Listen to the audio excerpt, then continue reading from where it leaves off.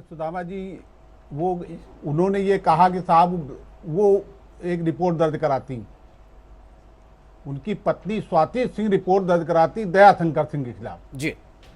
ये कहने बड़ा आसान है। मायावती ने क्यों नहीं अपनी नेताओं के खिलाफ रिपोर्ट दर्ज कराई?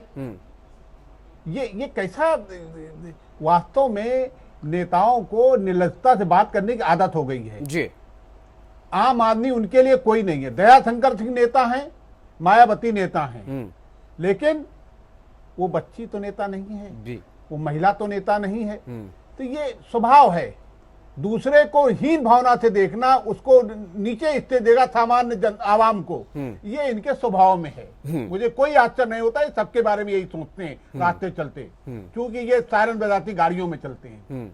दूसरी बात, जो ये कार्रवाई हो रही है, देखिए ये लोग समझ नहीं रहे। ये पहले बीजेपी ने बड़ी तेजी से कदम वापस खींचे जी, लेकिन मुझे ताजुब इस बात का है कि बसपा के रणनीतिकार कौन है जिन्होंने इतना ब्लंडर, जो सहानुभूति थी उसका उलट हो गया है जी।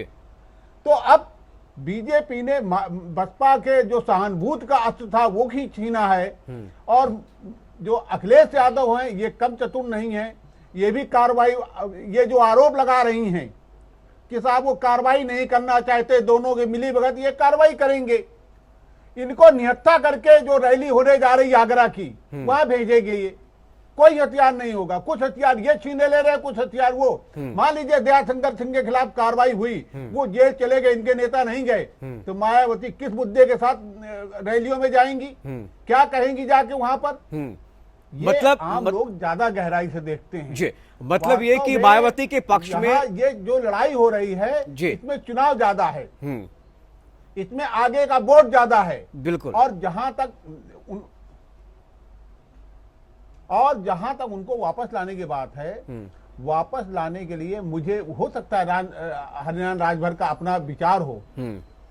जब मैं बीजेपी को देखता रहा हूं, एक 30 साल से लंबी पत्रकारिता में कर रहा हूं, लंबे समय से जी, मुझे नहीं लगता बीजेपी इस तरह का ब्लंडर कर सकती है।